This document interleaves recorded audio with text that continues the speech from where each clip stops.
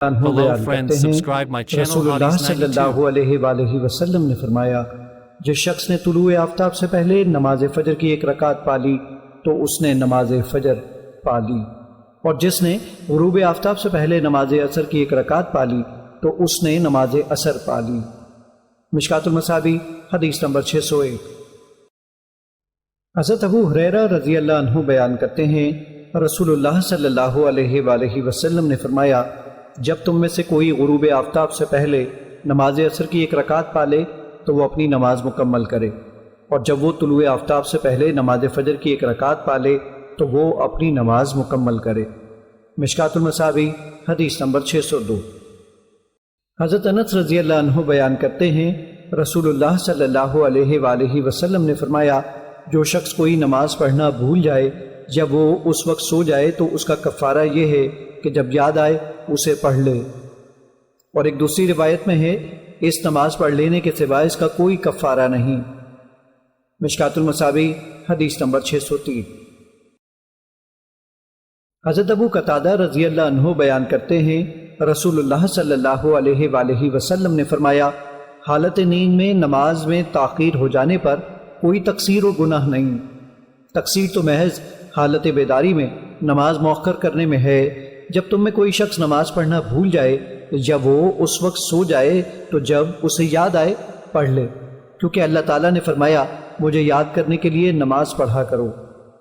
مشکات المصابیح حدیث نمبر 604۔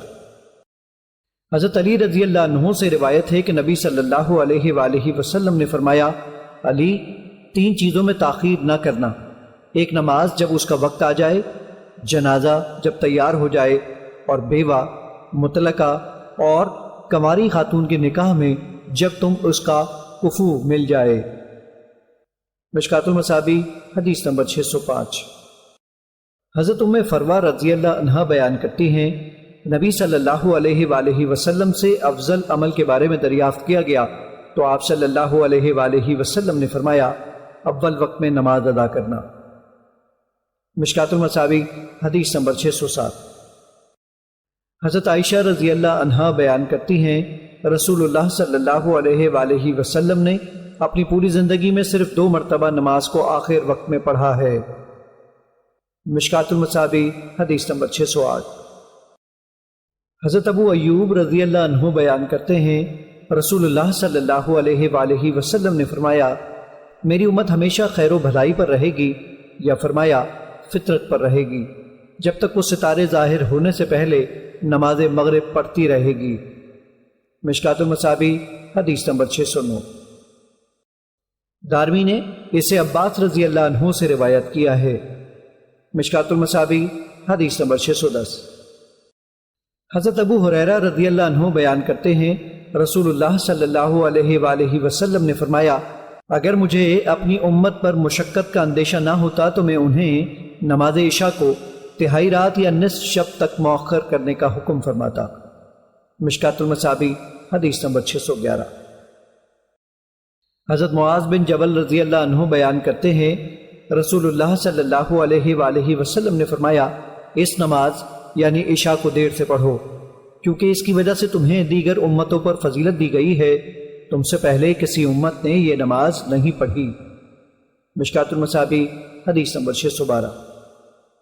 حضرت نعمان بن بشیر رضی اللہ عنہ بیان کرتے ہیں، میں اس نماز یعنی نماز عشاء کے وقت کے بارے میں خوب جانتا ہوں۔ رسول اللہ صلی اللہ علیہ وآلہ وسلم تیسری رات کے چاند کے غروب ہونے کے وقت اسے پڑھا کرتے تھے۔ مشکات المصابیح حدیث نمبر 613۔ حضرت رافع بن خدیج رضی اللہ عنہ بیان کرتے ہیں، رسول اللہ صلی اللہ علیہ وآلہ وسلم نے فرمایا، نماز فجر روشن ہو جانے پر پڑھو کیونکہ وہ زیادہ باعث اجر ہے۔ مشکات المصابیح حدیث نمبر 614۔ رافع بن خدیج رضی اللہ عنہ بیان کرتے ہیں، ہم رسول اللہ صلی اللہ علیہ وآلہ وسلم کے ساتھ نماز عصر ادا کرتے، پھر اونٹ نہر کیا جاتا، اس کے 10 حصے کیے جاتے، پھر اسے پکایا جاتا تو ہم غروب آفتاب سے پہلے پکا ہوا گوشت کھا لیتے تھے۔ مشکات المصابیح حدیث نمبر 615۔ حضرت عبداللہ بن عمر رضی اللہ عنہ بیان کرتے ہیں، ایک رات ہم نماز عشاء کے لیے رسول اللہ صلی اللہ علیہ وآلہ وسلم کا انتظار کر رہے تھے، بس آپ تہائی رات گزر جانے یا اس کے بعد تشریف لائے۔ ہم نہیں جانتے کہ کسی کام نے آپ کو اپنے اہل خانہ میں مصروف رکھا یا اس کے علاوہ کوئی کام تھا۔ بس جب آپ صلی اللہ علیہ وآلہ وسلم اپنے حجرے سے باہر تشریف لائے تو فرمایا، تم نماز کا انتظار کر رہے ہو؟ تمہارے علاوہ کوئی اہل دین اس کا انتظار نہیں کر رہا۔ اگر امت کے لیے گرا نہ ہوتا تو میں انہیں اسی وقت پڑھاتا۔ پھر آپ نے مؤذن کو حکم دیا تو اس نے اقامت کہی اور آپ نے نماز پڑھائی۔ مشکات المصابیح حدیث نمبر 616۔ حضرت جابر بن سمورہ رضی اللہ عنہ بیان کرتے ہیں، رسول اللہ صلی اللہ علیہ وآلہ وسلم تمہاری نمازوں کے اوقات کے مطابق ہی نمازیں پڑھا کرتے تھے، لیکن آپ نماز عشاء تمہاری نماز سے کچھ تاخیر سے پڑھا کرتے تھے اور آپ نماز ہلکی پڑھایا کرتے تھے۔ مشکات المصابیح حدیث نمبر 617۔ حضرت ابو سعید رضی اللہ عنہ بیان کرتے ہیں، ہم نے رسول اللہ صلی اللہ علیہ وآلہ وسلم کے ساتھ نماز عشاء پڑھنے کا ارادہ کیا تو آپ صلی اللہ علیہ وآلہ وسلم تقریباً نصف شب گزر جانے کے بعد تشریف لائے تو فرمایا، اپنی جگہ پر بیٹھے رہو۔ چنانچہ ہم اپنی جگہ پر بیٹھ گئے۔ پھر آپ صلی اللہ علیہ وآلہ وسلم نے فرمایا، بے شک لوگ نماز پڑھ کر سو چکے، اور جب کہ تم اس وقت تک نماز ہی میں رہو گے جب تک تم نماز کے انتظار میں رہو گے، اور اگر ضعیف کے ضعف، بیمار کی بیماری کا اندیشہ نہ ہوتا تو میں اس نماز کو نصف شب تک مؤخر کرتا۔ مشکات المصابیح حدیث نمبر 619۔ حضرت ام سلمہ رضی اللہ عنہا بیان کرتی ہیں، نماز ظہر جلد پڑھنے میں رسول اللہ صلی اللہ علیہ وآلہ وسلم تم سے زیادہ سخت تھے، اور نماز عصر جلدی پڑھنے میں تم ان سے زیادہ سخت ہو۔ مشکات المصابیح حدیث نمبر 619۔ حضرت انس رضی اللہ عنہ بیان کرتے ہیں، رسول اللہ صلی اللہ علیہ وآلہ وسلم کا یہ معمول تھا کہ گرمی ہوتی تو آپ نماز ظہر دیر سے پڑھتے، اور جب سردی ہوتی تو جلدی فرماتے تھے۔ مشکات المصابیح حدیث نمبر 620۔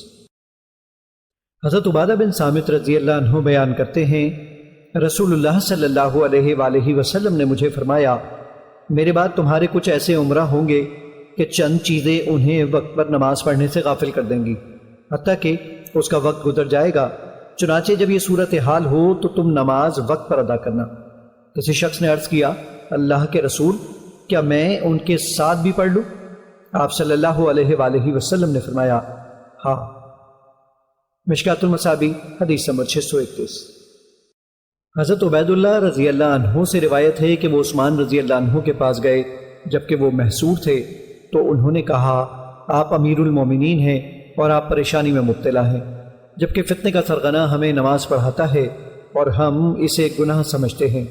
انہوں یعنی عثمان رضی اللہ عنہ نے فرمایا، نماز مسلمانوں کا بہترین عمل ہے، جب لوگ اچھا کام کریں تو تم بھی ان کے ساتھ مل کر اچھا کرو، اور جب وہ برا کریں تو تم ان کی برائی سے دور رہو۔ مشکات المصابیح حدیث نمبر 623۔ حضرت عمارہ بن رویبہ رضی اللہ عنہ بیان کرتے ہیں، میں نے رسول اللہ صلی اللہ علیہ وآلہ وسلم کو فرماتے ہوئے سنا، جو شخص طلوع آفتاب سے پہلے اور غروب آفتاب سے پہلے یعنی فجر اور نماز عصر پڑھے تو وہ جہنم میں نہیں جائے گا۔ مشکات المصابیح حدیث نمبر 624۔ حضرت ابو موسیٰ رضی اللہ عنہ بیان کرتے ہیں، رسول اللہ صلی اللہ علیہ وآلہ وسلم نے فرمایا، جو شخص 2 ٹھنڈی نمازیں یعنی فجر اور عصر پڑھے گا وہ جنت میں داخل ہوگا۔ مشکات المصابیح حدیث نمبر 625۔ حضرت ابو ہریرہ رضی اللہ عنہ بیان کرتے ہیں، رسول اللہ صلی اللہ علیہ وآلہ وسلم نے فرمایا، رات اور دن کے وقت فرشتے یکے بعد دیگرے تمہارے پاس آتے رہتے ہیں، اور وہ نماز فجر اور نماز عصر میں اکٹھے ہوتے ہیں۔ پھر وہ فرشتے جنہوں نے تمہاری ہاں رات بسر کی ہوتی ہے اوپر چڑھتے ہیں۔ ان کا رب ان سے پوچھتا ہے، حالانکہ وہ ان کے متعلق بہتر جانتا ہے، تم نے میرے بندوں کو کس حال یعنی آخری عمل پر چھوڑ کر آئے ہو؟ وہ عرض کرتے ہیں، جب ہم ان کے پاس آئے تو وہ اس وقت نماز پڑھ رہے تھے، اور جب ان کے پاس گئے تھے تب بھی وہ نماز پڑھ رہے تھے۔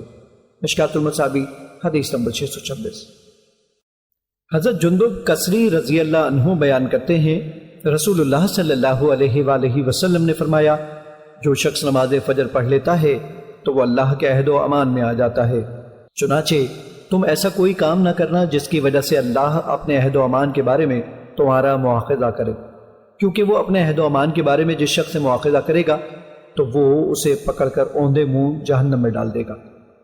مشکات Hello المصابیح friends, حدیث subscribe number my channel 627۔ Hadith 92.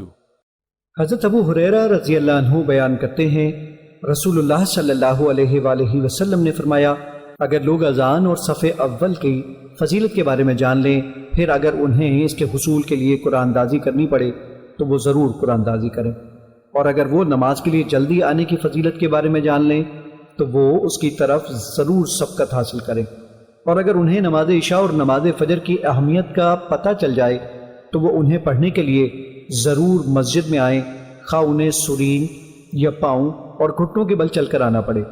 مشکات المصابیح حدیث نمبر 628۔ حضرت ابو ہریرہ رضی اللہ عنہ بیان کرتے ہیں رسول اللہ صلی اللہ علیہ وآلہ وسلم نے فرمایا، نماز فجر اور نماز عشاء منافقوں پر سب سے زیادہ بھاری نمازیں ہیں، لیکن اگر انہیں ان کے اجر و ثواب کا پتہ چل جائے تو وہ انہیں پڑھنے کے لیے ضرور مسجد میں آئیں، خواہ انہیں سرین یا پاؤں اور گھٹنوں کے بل چل کر آنا پڑے۔ مشکات المصابیح حدیث نمبر 629۔ حضرت عثمان رضی اللہ عنہ بیان کرتے ہیں رسول اللہ صلی اللہ علیہ وآلہ وسلم نے فرمایا، جس شخص نے نماز عشاء باجماعت ادا کی تو گویا اس نے نصف شب کا قیام کیا، اور جس نے نماز صبح باجماعت ادا کی تو گویا اس نے پوری رات کا قیام کیا۔ مشکات المصابیح حدیث نمبر 630۔ حضرت ابن عمر رضی اللہ عنہ بیان کرتے ہیں رسول اللہ صلی اللہ علیہ وآلہ وسلم نے فرمایا، دیہاتی لوگ تمہاری نماز مغرب کے نام کے بارے میں تم پر غالب نہ آ جائیں۔ راوی بیان کرتے ہیں دیہاتی اسے عشاء کے نام سے موسوم کرتے ہیں۔ مشکات المصابیح 631۔ اور فرمایا، دیہاتی لوگ تمہاری عشاء کے نام کے بارے میں تم پر غالب نہ آ جائیں، کیونکہ اس کا نام تو اللہ تعالیٰ کی کتاب میں عشاء ہے، چونکہ وہ اونٹوں کا دودھ دھونے کی وجہ سے اسے اتما کہتے ہیں۔ مشکات المصابیح حدیث نمبر 632۔ حضرت علی رضی اللہ عنہ سے روایت ہے کہ رسول اللہ صلی اللہ علیہ وآلہ وسلم نے غزوہ خندق کے روز فرمایا، انہوں نے ہمیں نماز عصر سے روک دیا، اللہ ان کے گھروں اور ان کی قبروں کو آگ سے بھر دے۔ مشکات المصابیح حدیث نمبر 633۔ ابن مسعود اور سمورہ بن جندب بیان کرتے ہیں رسول اللہ صلی اللہ علیہ وآلہ وسلم نے فرمایا، درمیانی نماز سے مراد نماز عصر ہے۔ مشکات المصابیح حدیث نمبر 634۔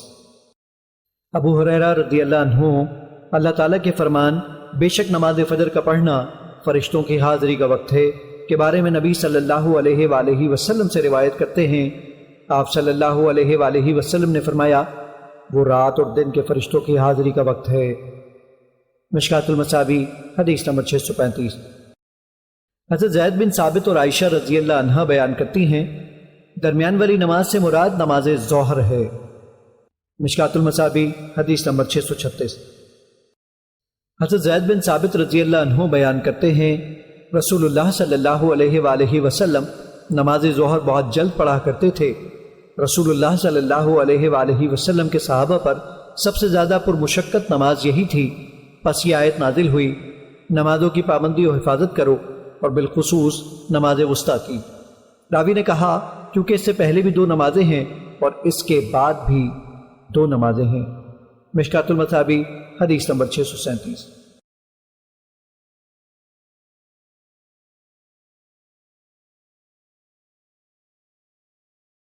حضرت انس رضی اللہ عنہ بیان کرتے ہیں، بعض صحابہ رضوان اللہ علیہم اجمعین نے اعلان نماز کے لیے آگ جلانے اور ناقوس بجانے کا ذکر کیا، اور بعض صحابہ نے یہود و نصارہ سے مشابہت کا ذکر کیا، تو بلال رضی اللہ عنہ کو حکم دیا گیا کہ وہ کلمات اذان 2 مرتبہ اور کلمات اقامت 1 مرتبہ کہیں۔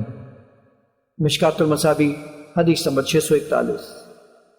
ابو محذورہ رضی اللہ عنہ بیان کرتے ہیں، رسول اللہ صلی اللہ علیہ وآلہ وسلم نے بنفس نفیس مجھے اذان سکھائی، چنانچہ آپ صلی اللہ علیہ وآلہ وسلم نے فرمایا، کہو اللہ سب سے بڑا ہے، اللہ سب سے بڑا ہے، اللہ سب سے بڑا ہے، اللہ سب سے بڑا ہے۔ میں گواہی دیتا ہوں کہ اللہ کے سوا کوئی معبود برحق نہیں۔ میں گواہی دیتا ہوں کہ اللہ کے سوا کوئی معبود برحق نہیں۔ میں گواہی دیتا ہوں کہ محمد صلی اللہ علیہ وآلہ وسلم اللہ کے رسول ہیں۔ میں گواہی دیتا ہوں کہ محمد صلی اللہ علیہ وآلہ وسلم اللہ کے رسول ہیں۔ پھر تم دوبارہ کہو، میں گواہی دیتا ہوں کہ اللہ کے سوا کوئی معبود برحق نہیں۔ میں گواہی دیتا ہوں کہ اللہ کے سوا کوئی معبود برحق نہیں۔ میں گواہی دیتا ہوں کہ محمد صلی اللہ علیہ وآلہ وسلم اللہ کے رسول ہیں۔ میں گواہی دیتا ہوں کہ محمد صلی اللہ علیہ وآلہ وسلم اللہ کے رسول ہیں۔ نماز کی طرف آؤ، نماز کی طرف آؤ، فلاح و کامیابی کی طرف آؤ، فلاح و کامیابی کی طرف آؤ۔ اللہ سب سے بڑا ہے، اللہ سب سے بڑا ہے، اللہ کے سوا کوئی معبود برحق نہیں۔ مشکات المصابیح حدیث نمبر 642۔ حضرت ابن عمر رضی اللہ عنہ بیان کرتے ہیں، رسول اللہ صلی اللہ علیہ وآلہ وسلم کے دور میں اذان کے کلمات 2 مرتبہ اور اقامت کے کلمات قد قامت الصلاۃ قد قامت الصلاۃ کے سوا 1 مرتبہ تھے۔ مشکات المصابیح حدیث نمبر 643۔ ابو محذورہ رضی اللہ عنہ سے روایت ہے کہ نبی صلی اللہ علیہ وآلہ وسلم نے انہیں اذان کے 19 کلمات اور اقامت کے 17 کلمات سکھائے۔ مشکات المصابیح حدیث نمبر 644۔ حضرت ابن عمر رضی اللہ عنہ بیان کرتے ہیں، جب مسلمان مدینہ تشریف لائے تو وہ اکٹھے جاتے اور نماز کے وقت کا اندازہ لگاتے، جبکہ نماز کے لیے کوئی منادی نہیں کرتا تھا۔ ایک روز انہوں نے اس بارے میں بات چیت کی تو ان میں سے کسی نے کہا نصارہ جیسا ناقوس بنا لو، اور کسی نے کہا کہ یہود کے سینگ جیسا کوئی سینگ بنا لو۔ عمر رضی اللہ عنہ نے فرمایا، تم کسی آدمی کو کیوں نہیں بھیج دیتے کہ وہ نماز کے لیے منادی کرے؟ چنانچہ رسول اللہ صلی اللہ علیہ وآلہ وسلم نے فرمایا، بلال اٹھو اور نماز کے لیے آواز دو۔ مشکات المصابیح حدیث نمبر 649۔ حضرت عبداللہ بن زید رضی اللہ عنہ بیان کرتے ہیں کہ جب رسول اللہ صلی اللہ علیہ وآلہ وسلم نے لوگوں کو نماز کے لیے جمع کرنے کے لیے ناقوس بجانے کا حکم فرمایا تو میں نے خواب میں ایک شخص کو ہاتھ میں ناقوس اٹھائے ہوئے دیکھا۔ میں نے کہا، اللہ کے بندے، کیا تم ناقوس بیچتے ہو؟ اس نے کہا، تم اسے کیا کرو گے؟ میں نے کہا، ہم اس کے ذریعے نماز کے لیے بلائیں گے۔ اس نے کہا، کیا میں تمہیں اس سے بہتر چیز نہ بتاؤں؟ میں نے کہا، کیوں نہیں، ضرور بتاؤ۔ راوی بیان کرتے ہیں، اس نے کہا، تم اللہ اکبر سے آخر اذان تک کہو اور اسی طرح اقامت۔ پس جب صبح ہوئی تو میں رسول اللہ صلی اللہ علیہ وآلہ وسلم کی خدمت میں حاضر ہوا اور انہیں اپنا خواب سنایا تو آپ صلی اللہ علیہ وآلہ وسلم نے فرمایا، انشاءاللہ یہ سچا خواب ہے۔ آپ بلال کے ساتھ کھڑے ہوں اور آپ نے جو دیکھا ہے وہ بلال کو سکھا دو۔ وہ ان کلمات کے ساتھ اذان دے کیونکہ اس کی آواز آپ سے زیادہ بلند ہے۔ چنانچہ میں بلال کے ساتھ کھڑا ہو کر انہیں اذان کے کلمات سکھاتا رہا اور وہ ان کے ساتھ اذان دیتے رہے۔ راوی بیان کرتے ہیں، عمر بن خطاب رضی اللہ عنہ نے اپنے گھر میں اذان کی آواز سنی تو وہ اپنی چادر گھسیٹتے ہوئے تشریف لائے اور کہنے لگے، اللہ کے رسول، اس ذات کی قسم جس نے آپ کو حق کے ساتھ مبعوث فرمایا، جو کچھ انہیں دکھایا گیا ہے بالکل وہی کچھ میں نے دیکھا ہے۔ تو رسول اللہ صلی اللہ علیہ وآلہ وسلم نے فرمایا، اللہ کا شکر ہے۔ مشکات المصابیح حدیث نمبر 650۔ حضرت معاویہ رضی اللہ عنہ بیان کرتے ہیں، میں نے رسول اللہ صلی اللہ علیہ وآلہ وسلم کو فرماتے ہوئے سنا، قیامت کے دن مؤذن حضرات کی گردنیں سب سے لمبی ہوں گی۔ مشکات المصابیح حدیث نمبر 654۔ حضرت ابو ہریرہ رضی اللہ عنہ بیان کرتے ہیں، رسول اللہ صلی اللہ علیہ وآلہ وسلم نے فرمایا، جب نماز کے لیے اذان کہی جاتی ہے تو شیطان ہوا خارج کرتا ہوا پیٹ پھیر کر بھاگ جاتا ہے، حتیٰ کہ وہ اذان کی آواز نہیں سنتا۔ پس جب اذان مکمل ہو جاتی ہے تو وہ واپس آ جاتا ہے، اور پھر جب نماز کے لیے اقامت کہی جاتی ہے تو وہ پیٹ پھیر کر بھاگ جاتا ہے، اور پھر جب اقامت مکمل ہو جاتی ہے تو وہ واپس آ جاتا ہے، اور وہ آدمی کے دل میں وسوسے ڈالتا ہے اور کہتا ہے، فلاں چیز یاد کر، فلاں چیز یاد کر، ایسی باتیں یاد کراتا ہے جو اسے یاد نہیں تھی، حتیٰ کہ آدمی کی یہ کیفیت ہو جاتی ہے کہ اسے پتہ نہیں چلتا کہ اس نے کتنی رکعتیں پڑھی ہیں۔ مشکات المصابیح حدیث نمبر 655۔ حضرت ابو سعید خدری رضی اللہ عنہ بیان کرتے ہیں رسول اللہ صلی اللہ علیہ وآلہ وسلم نے فرمایا، مؤذن کی آواز کو جن و انس اور جو دوسری چیزیں سنتی ہیں وہ سب قیامت کے دن اس کے حق میں گواہی دیں گی۔ مشکات المصابیح حدیث نمبر 656۔ حضرت عبداللہ بن عمرو بن عاص رضی اللہ عنہ بیان کرتے ہیں رسول اللہ صلی اللہ علیہ وآلہ وسلم نے فرمایا، جب تم مؤذن کو سنو تو تم بھی وہی کہو جو مؤذن کہتا ہے، پھر مجھ پر درود پڑھو، کیونکہ جو شخص مجھ پر ایک مرتبہ درود پڑھتا ہے تو اللہ اس پر 10 رحمتیں نازل فرماتا ہے۔ پھر تم اللہ سے میرے لیے وسیلہ طلب کرو، کیونکہ وہ جنت میں ایک مقام ہے جو اللہ کے صرف ایک بندے کے شایع نشان ہے۔ میں امید کرتا ہوں کہ وہ میں ہوں گا۔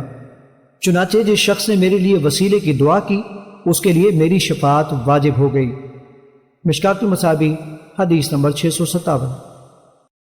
حضرت عمر رضی اللہ عنہ بیان کرتے ہیں رسول اللہ صلی اللہ علیہ وآلہ وسلم نے فرمایا، جب مؤذن کہتا ہے اللہ اکبر، اللہ سب سے بڑا ہے، اور تم میں سے بھی کوئی خلوص قلب سے اللہ اکبر کہتا ہے، پھر وہ کہتا ہے میں گواہی دیتا ہوں کہ اللہ کے سوا کوئی معبود برحق نہیں، اور وہ شخص بھی یہی کلمات کہتا ہے، پھر وہ کہتا ہے میں گواہی دیتا ہوں کہ محمد صلی اللہ علیہ وآلہ وسلم اللہ کے رسول ہیں، اور وہ شخص بھی یہی کلمات کہتا ہے، پھر وہ کہتا ہے نماز کی طرف آؤ، تو وہ شخص کہتا ہے لا حول ولا قوت الا باللہ، گناہ سے بچنا اور نیکی کرنا محض اللہ کی توفیق سے ہے، پھر وہ کہتا ہے کامیابی کی طرف آؤ، تو وہ شخص کہتا ہے لا حول ولا قوت الا باللہ، پھر وہ کہتا ہے اللہ اکبر، تو وہ شخص بھی اللہ اکبر کہتا ہے، پھر وہ کہتا ہے لا الہ الا اللہ، تو وہ شخص بھی یہی کہتا ہے لا الہ الا اللہ، اللہ کے سوا کوئی معبود برحق نہیں، تو وہ جنت میں داخل ہوگا۔ مشکات المصابیح حدیث نمبر 658۔ حضرت جابر رضی اللہ عنہ بیان کرتے ہیں رسول اللہ صلی اللہ علیہ وآلہ وسلم نے فرمایا، جو شخص اذان سن کر یہ دعا پڑھے، اے اللہ اس دعوت کامل اور قائم ہونے والی نماز کے رب، محمد صلی اللہ علیہ وآلہ وسلم کو وسیلہ و فضیلت عطا فرما اور انہیں مقام محمود پر فائز فرما جس کا تو نے ان سے وعدہ فرمایا ہے، تو اس کے لیے روز قیامت میری شفاعت واجب ہو جائے گی۔ مشکات المصابیح حدیث نمبر 659۔ حضرت انس رضی اللہ عنہ بیان کرتے ہیں جب نماز فجر طلوع ہو جاتی تو نبی صلی اللہ علیہ وآلہ وسلم حملہ کیا کرتے تھے، اور آپ بڑے غور سے اذان سننے کی کوشش کرتے، اگر آپ اذان سن لیتے تو حملہ نہ کرتے ورنہ حملہ کر دیتے۔ ایک مرتبہ آپ نے کسی شخص کو اللہ سب سے بڑا ہے، اللہ سب سے بڑا ہے کہتے ہوئے سنا تو رسول اللہ صلی اللہ علیہ وآلہ وسلم نے فرمایا وہ شخص فطرت دین پر ہے۔ پھر اس شخص نے کہا میں گواہی دیتا ہوں کہ اللہ کے سوا کوئی معبود برحق نہیں، تو رسول اللہ صلی اللہ علیہ وآلہ وسلم نے فرمایا تم جہنم سے آزاد ہو گئے۔ بس صحابہ نے اسے دیکھا تو وہ بکریوں کا چرواہا تھا۔ مشکات المصابیح حدیث نمبر 660۔ حضرت سعد بن ابی وقاص رضی اللہ عنہ بیان کرتے ہیں رسول اللہ صلی اللہ علیہ وآلہ وسلم نے فرمایا جو شخص اذان سن کر یہ کہتا ہے میں گواہی دیتا ہوں کہ اللہ کے سوا کوئی معبود برحق نہیں، وہ یکتا ہے، اس کا کوئی شریک نہیں، اور یہ کہ محمد صلی اللہ علیہ وآلہ وسلم اس کے بندے اور اس کے رسول ہیں، میں اللہ کے رب ہونے، محمد صلی اللہ علیہ وآلہ وسلم کے رسول اور اسلام کے دین ہونے پر راضی ہوں، تو اس کے گناہ بخش دیے جاتے ہیں۔ مشکات المصابیح حدیث نمبر 661۔ حضرت عبداللہ بن مغفل بیان کرتے ہیں رسول اللہ صلی اللہ علیہ وآلہ وسلم نے فرمایا ہر 2 اذانوں یعنی اذان و اقامت کے درمیان نفل نماز ہے، ہر 2 اذانوں کے مابین نماز ہے، پھر تیسری مرتبہ فرمایا وہ شخص کے لیے جو پڑھنا چاہے۔ مشکات المصابیح حدیث نمبر 662۔ حضرت ابو ہریرہ رضی اللہ عنہ بیان کرتے ہیں رسول اللہ صلی اللہ علیہ وآلہ وسلم نے فرمایا امام نماز کا نگہبان ہے، جبکہ مؤذن اوقات نماز کا امانت دار ہے۔ اے اللہ اماموں کی رہنمائی فرما اور اذان دینے والوں کی مغفرت فرما۔ مشکات المصابیح حدیث نمبر 663۔ حضرت عقبہ بن عامر رضی اللہ عنہ بیان کرتے ہیں رسول اللہ صلی اللہ علیہ وآلہ وسلم نے فرمایا، تیرا رب پہاڑ کی چوٹی پر بکریاں چرانے والے اس شخص سے خوش ہوتا ہے جو نماز کے لیے اذان کہتا ہے اور نماز پڑھتا ہے۔ چنانچہ اللہ عز و جل فرماتا ہے، میرے اس بندے کو دیکھو، وہ اذان کہتا ہے اور نماز پڑھتا ہے، وہ مجھ سے ڈرتا ہے، میں نے اپنے بندے کو بخش دیا اور اسے جنت میں داخل فرما دیا۔ مشکات المصابیح حدیث نمبر 665۔ حضرت ابو ہریرہ رضی اللہ عنہ بیان کرتے ہیں رسول اللہ صلی اللہ علیہ وآلہ وسلم نے فرمایا، مؤذن کو اس کی آواز کے مطابق مغفرت سے نوازا جاتا ہے، ہر خشک و تر اس کے حق میں گواہی دیتی ہے، اور نماز کے لیے آنے والے شخص کے لیے 25 نمازوں کا ثواب لکھا جاتا ہے، اور اس سے 2 نمازوں کے مابین ہونے والے گناہ معاف کر دیے جاتے ہیں۔ امام نسائی نے ہر خشک و تر کے الفاظ تک روایت کیا ہے اور فرمایا، نماز پڑھنے والے کی مثل اسے بھی اجر ملتا ہے۔ مشکات المصابیح حدیث نمبر 667۔ حضرت عثمان بن ابی العاص رضی اللہ عنہ بیان کرتے ہیں، میں نے عرض کیا، اللہ کے رسول، مجھے میری قوم کا امام مقرر فرما دیں۔ آپ صلی اللہ علیہ وآلہ وسلم نے فرمایا، تم ان کے امام ہو، ان کے کمزور لوگوں کا خیال رکھتے ہوئے امامت کرنا اور کسی ایسے شخص کو مؤذن بنانا جو اذان دینے پر اجرت وصول نہ کرے۔ مشکات المصابیح حدیث نمبر 668۔ ام سلمہ رضی اللہ عنہا بیان کرتی ہیں، رسول اللہ صلی اللہ علیہ وآلہ وسلم نے مجھے تعلیم دی کہ میں مغرب کی اذان کے وقت یہ دعا پڑھوں، اے اللہ، یہ یعنی اذان مغرب تیری رات آنے، تیرے دن کے جانے اور مؤذن کی آواز کا وقت ہے، مجھے بخش دے۔ مشکات المصابیح حدیث نمبر 669۔ حضرت انس رضی اللہ عنہ بیان کرتے ہیں رسول اللہ صلی اللہ علیہ وآلہ وسلم نے فرمایا، اذان و اقامت کے مابین دعا رد نہیں کی جاتی۔ مشکات المصابیح حدیث نمبر 671۔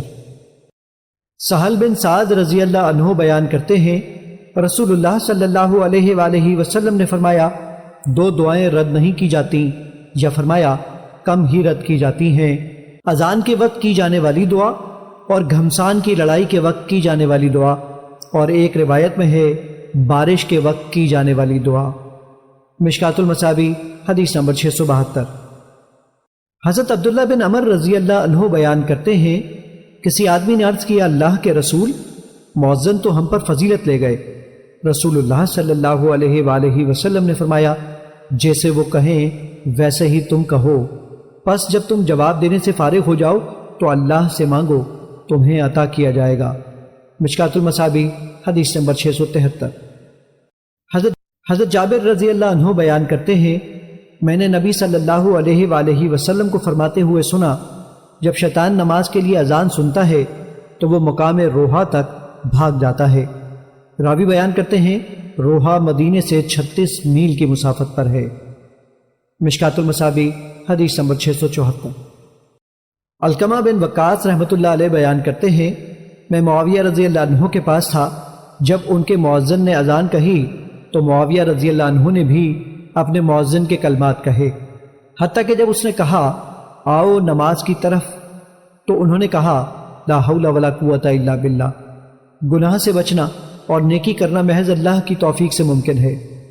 پس جب اس نے کہا حیا علی الفلاح تو انہوں نے کہا لا حول ولا قوت الا باللہ العلی العظیم، اور اس کے بعد جیسے مؤذن نے کہا ویسے ہی انہوں نے کہا۔ میں نے رسول اللہ صلی اللہ علیہ وآلہ وسلم کو سنا، آپ صلی اللہ علیہ وآلہ وسلم نے ایسے ہی فرمایا۔ مشکات المصابیح حدیث نمبر 675۔ حضرت ابو ہریرہ رضی اللہ عنہ بیان کرتے ہیں، ہم رسول اللہ صلی اللہ علیہ وآلہ وسلم کے ساتھ تھے، بلال رضی اللہ عنہ کھڑے ہو کر اذان دینے لگے، چنانچہ جب وہ خاموش ہو گئے تو رسول اللہ صلی اللہ علیہ وآلہ وسلم نے فرمایا، جو شخص خلوص سے دل سے یہ کلمات کہے گا وہ جنت میں داخل ہوگا۔ مشکات المصابیح حدیث نمبر 676۔ حضرت عائشہ رضی اللہ عنہا بیان کرتی ہیں، جب نبی صلی اللہ علیہ وآلہ وسلم مؤذن کو اللہ کے معبود ہونے اور محمد صلی اللہ علیہ وآلہ وسلم کے رسول ہونے کی گواہی دیتے ہوئے سنتے تو فرماتے اور میں بھی گواہی دیتا ہوں۔ مشکات المصابیح حدیث نمبر 677۔ حضرت ابن عمر رضی اللہ عنہ بیان کرتے ہیں رسول اللہ صلی اللہ علیہ وآلہ وسلم نے فرمایا، بلال طلوع فجر سے پہلے رات کے وقت اذان دیتے ہیں، پس جب تک مکتوم اذان نہ دے تم سحری کھاتے رہو۔ راوی بیان کرتے ہیں ابن مکتوم نابینا شخص تھے اور جب تک انہیں یہ نہ کہا جاتا کہ صبح ہو گئی وہ اذان نہیں دیتے تھے۔ مشکات المصابیح حدیث نمبر 680۔ سمورہ بن جندب رضی اللہ عنہ بیان کرتے ہیں رسول اللہ صلی اللہ علیہ وآلہ وسلم نے فرمایا، اذان بلال اور فجر کاذب تمہیں سحری کھانے پینے سے نہ روکے، لیکن افق میں پھیل جانے والی صبح یعنی صبح صادق ہونے پر کھانے پینے سے رک جاؤ۔ مشکات المصابیح حدیث نمبر 681۔ حضرت مالک بن حویرث رضی اللہ عنہ بیان کرتے ہیں میں اور میرے چچا زاد نبی صلی اللہ علیہ وآلہ وسلم کی خدمت میں حاضر ہوئے تو آپ صلی اللہ علیہ وآلہ وسلم نے فرمایا، جب تم سفر کرو تو تم اذان دو، ایک اذان دے دوسرا جواب دے، اور اقامت کہو اور تم سے جو بڑا ہے وہ تمہاری امامت کرائے۔ مشکات المصابیح حدیث نمبر 682۔ حضرت مالک بن حویرث رضی اللہ عنہ بیان کرتے ہیں رسول اللہ صلی اللہ علیہ وآلہ وسلم نے ہمیں فرمایا، تم ویسے نماز پڑھو جیسے تم نے مجھے نماز پڑھتے ہوئے دیکھا ہے، جب نماز کا وقت ہو جائے تو تم میں سے کوئی اذان دے، پھر تم میں سے جو بڑا ہو وہ امامت کرائے۔ مشکات المصابیح حدیث نمبر 683۔ حضرت ابو ہریرہ رضی اللہ عنہ بیان کرتے ہیں کہ جب رسول اللہ صلی اللہ علیہ وآلہ وسلم غزوہ خیبر سے واپس تشریف لائے تو آپ نے رات بھر سفر جاری رکھا، حتیٰ کہ آپ کو اونگ آنے لگی تو آپ نے رات کے آخری حصے میں نیند کی غرض سے پڑاؤ ڈالا اور بلال رضی اللہ عنہ سے فرمایا آپ رات کے وقت پہرا دیں۔ چنانچہ بلال رضی اللہ عنہ نے اس قدر نوافل پڑھے جس قدر ان کے مقدر میں تھے، جبکہ رسول اللہ صلی اللہ علیہ وآلہ وسلم اور آپ کے صحابہ سو گئے۔ جب فجر کا وقت قریب آ پہنچا تو بلال رضی اللہ عنہ نے فجر مشرق کی طرف رخ کر کے اپنی سواری کے ساتھ ٹیک لگا لی تو بلال رضی اللہ عنہ پر نیند کا غلبہ ہو گیا اور وہ اپنی سواری کے ساتھ ٹیک لگائے ہوئے سو گئے۔ رسول اللہ صلی اللہ علیہ وآلہ وسلم بیدار ہوئے نہ بلال رضی اللہ عنہ اور نہ ہی آپ کا کوئی صحابی، حتیٰ کہ ان پر دھوپ آ گئی تو ان میں سے سب سے پہلے رسول اللہ صلی اللہ علیہ وآلہ وسلم بیدار ہوئے۔ رسول اللہ صلی اللہ علیہ وآلہ وسلم نے گھبرا کر فرمایا، بلال۔ بلال رضی اللہ عنہ نے عرض کیا، اللہ کے رسول، جو چیز آپ پر غالب آئی وہی چیز مجھ پر غالب آ گئی۔ آپ صلی اللہ علیہ وآلہ وسلم نے فرمایا، یہاں سے اپنے جانوروں کو چلاؤ۔ انہوں نے تھوڑی دور تک اپنے جانوروں کو ہانکا۔ رسول اللہ صلی اللہ علیہ وآلہ وسلم نے وضو کیا اور بلال رضی اللہ عنہ کو حکم فرمایا تو انہوں نے نماز کے لیے اقامت کہی اور آپ نے انہیں نماز پڑھائی۔ جب آپ صلی اللہ علیہ وآلہ وسلم نماز پڑھ چکے تو فرمایا، جو شخص نماز پڑھنا بھول جائے تو وہ اس کے یاد آنے پر اسے پڑھ لے، کیونکہ اللہ تعالیٰ نے فرمایا میرے ذکر کے لیے نماز قائم کرو۔ مشکات المصابیح حدیث نمبر 684۔ حضرت ابو قتادہ رضی اللہ عنہ بیان کرتے ہیں رسول اللہ صلی اللہ علیہ وآلہ وسلم نے فرمایا، جب نماز کے لیے اقامت کہی جائے تو تم کھڑے نہ ہوا کرو حتیٰ کہ تم مجھے دیکھ لو کہ میں حجرہ شریف سے باہر آ چکا ہوں۔ مشکات المصابیح حدیث نمبر 685۔ حضرت ابو ہریرہ رضی اللہ عنہ بیان کرتے ہیں رسول اللہ صلی اللہ علیہ وآلہ وسلم نے فرمایا، جب نماز کے لیے اقامت کہہ دی جائے تو پھر نماز کی طرف دوڑتے ہوئے مت آؤ، بلکہ اطمینان و سکون اور وقار کے ساتھ آؤ۔ پس تم جو پالو پڑھ لو اور جو تم سے رہ جائے اسے پورا کر لو۔ اور مسلم کی ایک روایت میں ہے، کیونکہ جب تم میں سے کوئی نماز کا قصد کرتا ہے تو وہ نماز ہی میں ہوتا ہے۔ مشکات المصابیح حدیث نمبر 686۔ حضرت زید بن اسلم رضی اللہ عنہ بیان کرتے ہیں رسول اللہ صلی اللہ علیہ وآلہ وسلم نے ایک رات طریق مکہ میں رات کے آخری حصے میں پڑاؤ ڈالا اور بلال رضی اللہ عنہ کو حکم فرمایا کہ وہ انہیں نماز کے لیے بیدار کرے۔ پس بلال رضی اللہ عنہ اور وہ سب سو گئے۔ حتیٰ کہ وہ سب بیدار ہوئے تو سورج طلوع ہو چکا تھا جب وہ بیدار ہوئے تو گھبرا گئے۔ رسول اللہ صلی اللہ علیہ وآلہ وسلم نے انہیں اس وادی سے نکل جانے کا حکم فرمایا اور فرمایا اس وادی میں شیطان ہے۔ پس صحابہ کرام رضی اللہ عنہم سوار ہوئے حتیٰ کہ وہ اس وادی سے نکل گئے۔ پھر رسول اللہ صلی اللہ علیہ وآلہ وسلم نے انہیں حکم فرمایا کہ وہ پڑاؤ ڈالیں اور وضو کریں۔ آپ صلی اللہ علیہ وآلہ وسلم نے بلال رضی اللہ عنہ کو نماز کے لیے اذان یا اقامت کہنے کا حکم فرمایا۔ رسول اللہ صلی اللہ علیہ وآلہ وسلم نے صحابہ کرام کو نماز پڑھائی۔ جب آپ صلی اللہ علیہ وآلہ وسلم فارغ ہوئے تو ان کی بے چینی دیکھ کر فرمایا، لوگو، بے شک اللہ نے ہماری روحیں قبض کی، اگر وہ چاہتا تو انہیں اس وقت کے علاوہ کسی اور وقت یعنی طلوع آفتاب سے پہلے ہماری طرف لوٹا دیتا۔ جب تم میں سے کوئی نماز کے وقت سو جائے یا وہ اسے بھول جائے، پھر اسے اس کے متعلق آگاہی ہو جائے تو وہ اسے ویسے ہی پڑھے جیسے وہ اسے اس کے وقت پہ پڑھا کرتا تھا۔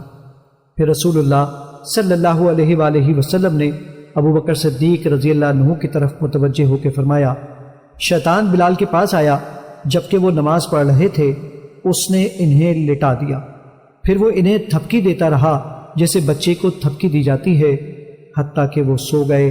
پھر رسول اللہ صلی اللہ علیہ وآلہ وسلم نے بلال رضی اللہ عنہ کو بلایا تو بلال رضی اللہ عنہ نے رسول اللہ صلی اللہ علیہ وآلہ وسلم کو ویسے ہی بتایا جیسے رسول اللہ صلی اللہ علیہ وآلہ وسلم نے ابو بکر رضی اللہ عنہ کو بتایا تھا۔ ابو بکر رضی اللہ عنہ نے فرمایا، میں گواہی دیتا ہوں کہ آپ صلی اللہ علیہ وآلہ وسلم اللہ کے رسول ہیں۔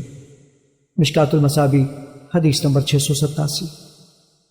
حضرت ابن عباس رضی اللہ عنہ بیان کرتے ہیں، جب نبی صلی اللہ علیہ وآلہ وسلم بیت اللہ کے اندر تشریف لے گئے تو آپ نے اس کے تمام اطراف میں دعا فرمائی، لیکن آپ نے نماز نہیں پڑھی حتیٰ کہ آپ وہاں سے باہر تشریف لائے۔ پس جب باہر تشریف لائے تو آپ صلی اللہ علیہ وآلہ وسلم نے کعبے کے سامنے 2 رکعتیں پڑھیں اور فرمایا، یہ کعبہ قبلہ ہے۔ مشکات المصابیح حدیث نمبر 689۔ امام مسلم نے اسے ابن عباس سے اور انہوں نے اسامہ بن زید سے روایت کیا ہے۔ مشکات المصابیح حدیث نمبر 690۔